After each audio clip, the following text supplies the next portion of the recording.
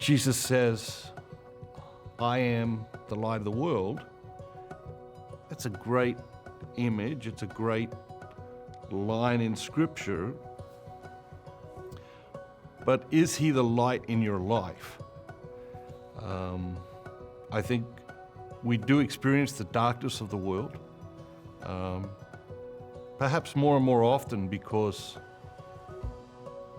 media brings the whole world into our phone or a television set.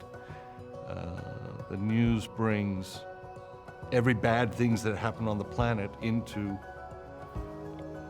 our world every day. And so we do experience the darkness of the world, and in the midst of all of that darkness, we have to ask ourselves, okay, how do we source light? What is the source of our light? How do we maintain hope in the midst of all that darkness? And Jesus comes along really with a couple of very, very powerful messages. One message is that he is the light of the world, that he has come to bring light, he has come to bring hope. And so when there are those times in our lives where we feel like there's this darkness or this despair, or we feel like we're losing hope or we've lost hope, I think it is helpful for us to ask ourselves, okay, where are we in relation to Jesus? Is Jesus side by side with us? Are we shoulder to shoulder with Jesus? Is he playing a central role in our decision making? Or is he sort of just on the periphery of our life?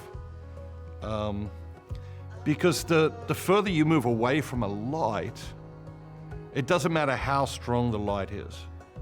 The further you move away from a light, the less helpful that light becomes in a very, very practical way. And so the further we move away from Jesus, the less we experience that light, the less we experience that hope. And the sheer momentum, the gravity of life can very often draw us away from God, draw us away from Jesus, from his light, from his hope. And so I think the question as we go tomorrow to church, what's my particular kind of blindness? What's your particular kind of blindness? Are we blind to something that's happening at work? Are we blind to something that's happening in a key relationship of ours? Are we blind to something that God is calling us to? You know, what kind of blindness are we suffering from at the moment? Like one of the other great blind men in the gospel, can we turn to Jesus and say, Lord, open my eyes so that I may see? I know I'm blind. I know I'm not seeing everything as it really is. Open my eyes so I can see clearly.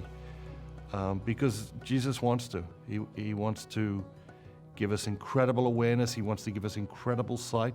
And he wants to be that very powerful light of hope in our lives.